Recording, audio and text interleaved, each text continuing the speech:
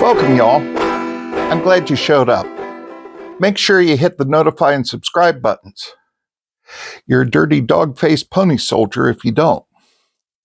Besides, the hill chick says I can't buy another deer rifle unless I start earning something. So why am I here? I've been running Genesis 9 2-4 ministries since 2004.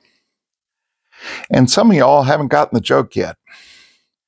So I decided to reach out to you in a different way. When I got started writing for the outdoors, my best friend was a guy named Bob Charlton. He was the shotgun editor for Gun Dog magazine. Bob told me to get myself a filing cabinet and throw everything in it that I wrote. He said that after about 8 years, I'd have enough material to last me the rest of my working life. Need something? Just reach into the cabinet and pull out something vaguely relevant, touch it up, send it off. Bob told me that well over 40 years ago, and I've been stuffing that cabinet ever since. It's time to see what's inside.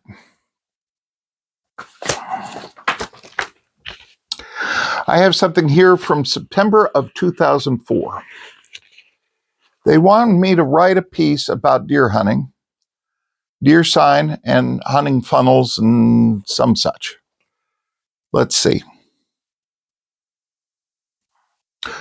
When I was learning how to hunt deer, they always told me to look for sign and hunt the funnels. Deer signs were easy. They were big and yellow, and they had a picture of a deer on them. In some places, the deer were shown just standing or walking. In other places, the deer were leaping. You wanted the ones with the walking deer, the standing deer, they were easier to shoot. If you were lucky, you found one with a few big slug holes in it. That meant that someone had hunted that sign successfully. You wanted a fresh sign too, one that was all bright and shiny and yellow and not some rusted up old one. Deer wouldn't come to the old beat up ones. Hunting a sign was easy.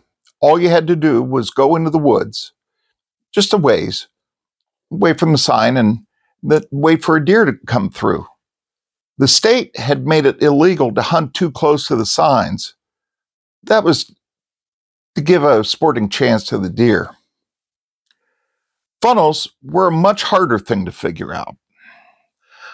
I looked for years for a funnel in the woods.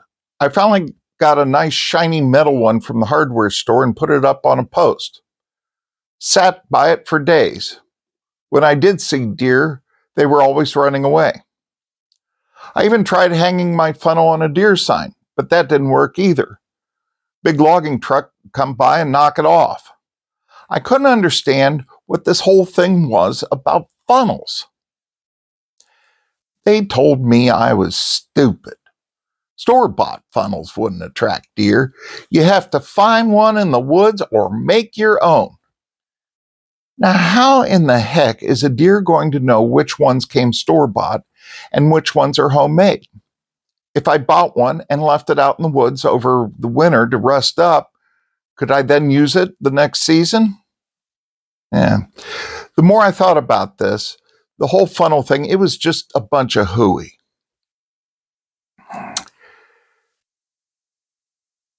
Now, deer signs, they were a sure bet. But how did the deer learn to come to those signs? I tried making one and putting it out in the woods. That didn't work. Mine was plywood and the state's was metal. But I couldn't imagine the deer cared about that. After several attempts, it finally dawned on me that there was something else going on. Salt. You needed the salt. States put down salt to clean the roads of ice, and then they put out the signs to show the deer where to come, where it's being left. All that salt was going somewhere. It sure as heck wasn't piling up. The deer were coming by and eating it. If you put out salt and stuck a big yellow sign over it, the deer would come to it.